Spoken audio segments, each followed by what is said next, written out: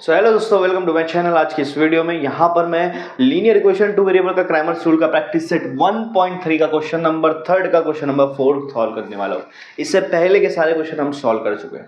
तो ये Cramer's rule का क्वेश्चन है। क्वेश्चन आपके सामने है, यहाँ पे पहली इक्वेशन दी और दो इक्वेशन। जाहिर सी बात है, लीनियर इक्वेशन टू वेरिएबल है तो उसमें दो इक्वेशन आती है, दो लाइन की इक्वेशन, उसके जरिए से वेरिएबल्स निकालते हैं। अगर आप इस इक्वेशन में देखोगे, यहाँ दो वेरिएबल है, एक है आपके पास x और एक आपके पास y। तो आपके पास दो वेरिएबल है इस क्वेश्चन का, x और y। इसका मतलब आपको x और y की वैल्यू निकालनी है। अब यहाँ पर बोला है क्रैमर्स रूल। क्या बोला है यहाँ पे? Cramer's rule. तो आपको क्रैमर्स रूल यूज करना है। क्रैमर्स रूल में सबसे पहले हम लोग यूज करते हैं d निकालते हैं, सबसे पहले d डिटर्मिनेंट्स निकालते हैं। इससे पहले क्वेश्चन में देख लीजिए कि क्वेश्चन आपका जनरल फॉर्म में है कि नहीं। दोनों x और y मतलब वेरिएबल एक तरफ कांस्टेंट एक तरफ, वेरिएबल एक तरफ कांस्टेंट एक तरफ है। तो यहाँ पर चेंज करने की कोई जरूरत नहीं। अब आपके पास दो वेरिएबल है x और y। जो x के कोएफिशिएंट रहेंगे मतलब x नंबर के साथ, x के साथ जो भी नंबर आएंगे वो इधर लिखेंगे, और y के साथ जो भी नंबर आएंगे वो इधर लिखेंगे साइन के साथ। अभी देखो x के साथ क्या है, 6 है, प्लस में है तो प्लस लगाने की जरूरत नहीं। यहाँ पे x के साथ क्या है, 8 है, ये दोनों लिख दिया। लेकिन यहाँ पर देखोगे y के साथ है -4 और y के साथ है -3। x नहीं, अरे प्लस में अगर आंसर आया मतलब प्लस में कोई वैल्यू है तो प्लस नहीं भी लगाए चलता है, लेकिन माइनस की वैल्यू लगाना पड़ती है। देखो 6। अब यहाँ पे हमारा सेम कंसेप्ट यूज करेंगे कि एक ब्रैकेट लो, फिर माइनस लगाओ, फिर दूसरा ब्रैकेट लो। पहले ब्रैकेट में क्या आएगा, ये दो मल्टीप्लाई होंगे, ये दो हमेशा मल्टीप्लाई होंगे, 6 × -3। ये आपके पहले ब्रैकेट में मल्टीप्लिकेशन होंगी। कभी भी याद रखना इस तरह से ही करना है, ये दोनों को पहले मल्टीप्लाई मत करना। हमारा जो कंसेप्ट है, हमारा जो मेथड है क्रैमर्स रूल का, क्रैमर्स ने जो मेथड बताया है वो मेथड हम यहाँ पे यूज करेंगे। तो वो मेथड उन्होंने क्या बताया कि पहले ये दोनों ही मल्टीप्लाई होंगे, तो 6 को -3 से मल्टीप्लाई कर दिया। उसके बाद अपने माइनस लगाना है, माइनस लगाया, उसके बाद फिर दूसरे ब्रैकेट में ये दोनों को मल्टीप्लाई करेंगे। कौन दोनों को? ये जो दो बच गए, -4 × 8। अब सबसे पहले मल्टीप्लिकेशन करो। 6 को 3 से मल्टीप्लाई करने पे क्या आएगा, 6 3 जा, जाहिर सी बात है 6 3 जा कितना होता है, 18 होता है, 18 होता है। लेकिन अगर आप साइन की बात करोगे तो 6 आपका पॉजिटिव है, 3 आपका निगेटिव है। 6 आपका पॉजिटिव है और 3 आपका निगेटिव है। जब भी मल्टीप्लिकेशन में साइन अलग अलग होती है तो आंसर माइनस में आता है।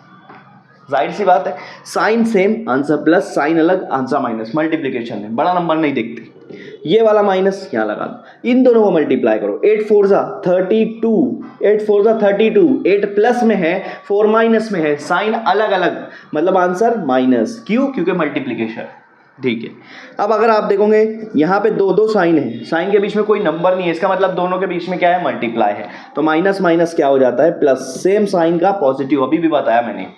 -18 + 32। बताओ, अब मल्टीप्लिकेशन हट गया, अब एडिशन सब्ट्रैक्शन है। यहां पे कैसे करते हैं, अगर दोनों नंबर की साइन अलग अलग है तो बड़े नंबर में से छोटा नंबर माइनस करो। 32 में से 18 गया, कितना बचेगा, 14 बचेगा। अब चेक करो दोनों में बड़ा नंबर कौन सा है, 32 है, उसकी साइन क्या है, प्लस, तो आंसर प्लस में आएगा। तो डी की वैल्यू आ गई आपकी 14। डी की वैल्यू क्या आ गई, 14 आ गई। बहुत सिंपल सा कंसेप्ट था, ये समझ में आया। dx निकालेंगे, dx निकालेंगे। याद रखो d की वैल्यू क्या है, मैं ऊपर लिख देता हूं d की वैल्यू क्या है, d की वैल्यू है 14। अब निकालेंगे dx। क्या होता है dx, कैसे निकालते हैं dx, सिंपल सा कंसेप्ट। d में जाना है, यहां पर x की वेरिएबल, यहां पे y की, हम क्या करते हैं यहाँ पे x लिखते हैं, यहाँ y लिखते हैं d में। लेकिन dx में x नहीं लिखेंगे, सिर्फ y लिखेंगे।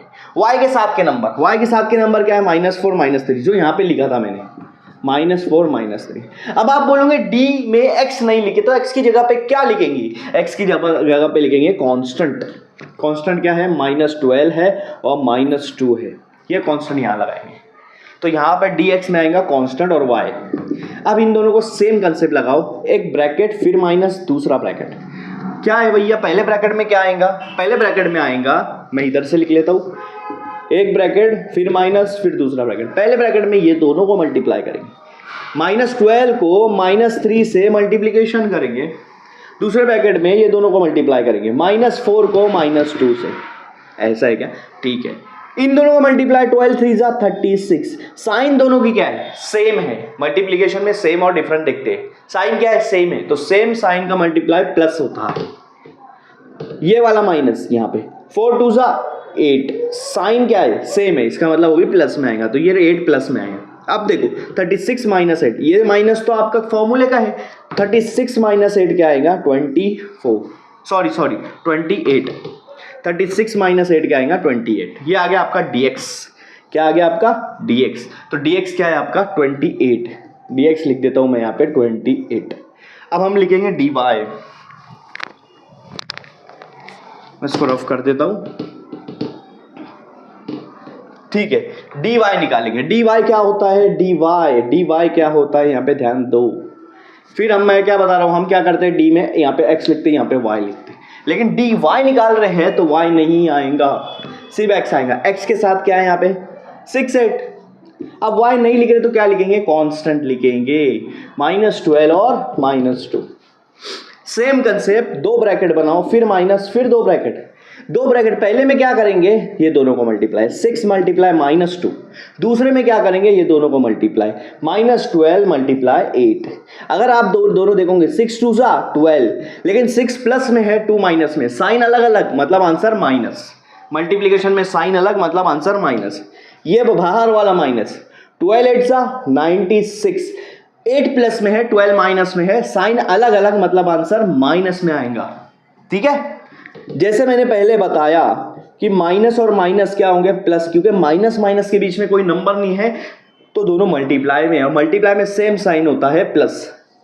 96 प्लस में है 12 माइनस में, अब मल्टीप्लिकेशन का कंसेप्ट खत्म हो गया, अब एडिशन सब्ट्रैक्शन आया। यहाँ पे कहीं मल्टीप्लाई दिख रहा है, नहीं दिख रहा है, एक नंबर प्लस में एक नंबर माइनस में आया, जब क्या करते हैं बड़े में से छोटा माइनस कर देने का, 96 माइनस 12 84, क्या आएगा 84। बड़ा नंबर कौन सा है, ये है, इसकी साइन क्या है प्लस, तो आंसर प्लस में आएगा, इसका मतलब dy क्या आ गया 84 आ गया, क्या आ गया 84, d निकल गया, dx निकल गया, dy निकल गया। अब हमारा आखिरी जो हमारा यहाँ पे स्टेप है x और y निकालने, कैसे निकालेंगे x और कैसे निकालेंगे y। x निकालना है तो फॉर्मूला आएगा dx अपॉन डी, और y निकालना है तो फॉर्मूला आएगा dy अपॉन डी। बताओ x क्या आएगा, dx क्या है, dx है मेरे पास 28 और d है मेरे पास 14, 14 के टेबल में 28 कितने पे आता है, 14 1 जा 14 2 जा, तो 2 आंसर आएंगे।